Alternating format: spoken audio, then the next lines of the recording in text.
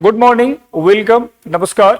हिंदू में आज एक न्यूज प्रकाशित हुआ जिसमें ये बताया गया है कि भारत उन देशों में शामिल है जिसने ब्लास्ट वाटर के संदर्भ में अंतर्राष्ट्रीय संधि पर हस्ताक्षर नहीं किए।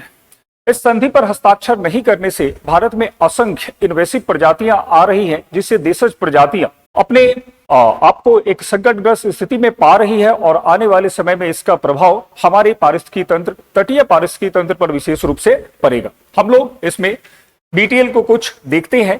सबसे पहली बात कि देखो, एनजीटी नेशनल ग्रीन ट्रिब्यूनल ने हाल ही में कामराज पोर्ट जो तमिलनाडु के एन्नोर में स्थित है के संदर्भ में तमिलनाडु के विभाग से पूछा, तो तमिलनाडु के विभाग ने कहा कि देखिए, हम लोग इस ब्लास्ट वाटर को रोकने के लिए यहाँ इस शिपिंग अथॉरिटी पर लगभग 160 करोड़ रुपए का फाइन लगा रहे हैं और इस फाइन को हम लोग लेकर कुछ सुधार के उपाय इस क्षेत्र में करेंगे। इस संदर्भ में जो खास बातें हैं जो ध्यान रखनी है कि देखो, ब्लास्ट वाटर जहाजों की तली में मौजूद पानी होता है और इस तली के पानी का उपयोग जहाज को संतुलित रखने के लिए किया जाता है, स्टेबलाइजेशन मेंटेन होता है। तो जब जहाज पानी लेता है उसके साथ बहुत सारी प्रजातियां जहाज के अंदर आती है। इनमें से जो प्रजातियां जहाज के अंदर आ रही है उसमें जो सबसे विनाशकारी प्रजाति है वो है चारू मुसल्स। एक तरह से ये सीप की प्रजाति है जो दक्षिण अमेरिका और मध्य अमेरिका के तटों पर पाई जाती है। जब यह प्रजाति भारत के तटीय क्षेत्रों, बंदरगाह क्षेत्रों में आती है तो ये जो हमारे हैबिटाट हैं, जो आवासीय स्थल हैं, उनको नुकसान पहुंचाते हैं।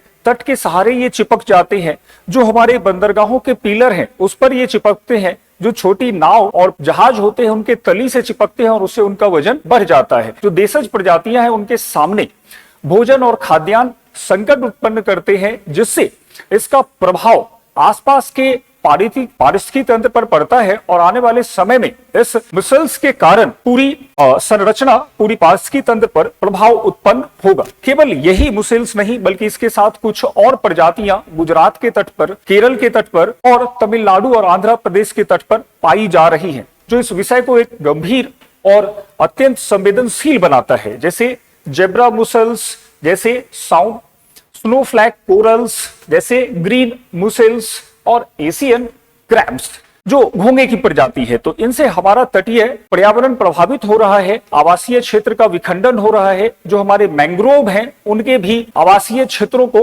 कटाव किया जा रहा है इन प्रजातियों के द्वारा। जहां तक ब्लास्ट वाटर का संबंध है, ब्लास्ट वाटर जहाजों को संतुलित रखने के लिए जहाज द्वारा भरे गए पानी को बताता है। जब देखो, जहाज में जब कंटेनर लोड किए जाते हैं उस समय जहाज के नीचे पानी को बाहर कर दिया जाता है और जब अनलोडिंग होती है, जब कंटेनर्स को जहाज से निकाला जाता है तो कुछ पानी को समुद्र से लिया जाता है। इस प्रक्रिया में इस तरह के मुसेल्स, क्रैब्स कई अन्य स्थानों से आते हैं। देखो, ये एक बहुत सामान्य सी प्रक्रिया है, लेकिन जब इसकी समस्या बढ़ गई, जब बहुत सारे देशों ने संकटग्रस्त प्रजातियों, आक्रामक प्रजातियों, इन्वेसिव प्रजातियों को अपने यहाँ आसपास देखा, तो एक जो उससे संभावित संकट था उसको महसूस किया। अंतरराष्ट्रीय स्तर पर इस पर परिचर्चा हुई। Finally IMO, international maritime organization ने इसमें पहल किया और ब्लास्ट वाटर पर एक कन्वेंशन 2004 में स्वीकृत हुआ और अंततः 2017 में अंतरराष्ट्रीय स्तर पर लागू किया गया। अब तक 79 देशों ने इस पर हस्ताक्षर किए, लेकिन भारत उन देशों में शामिल है जिन्होंने इस तरह के जल को रोकने के लिए या उसको प्रवाहित करने के लिए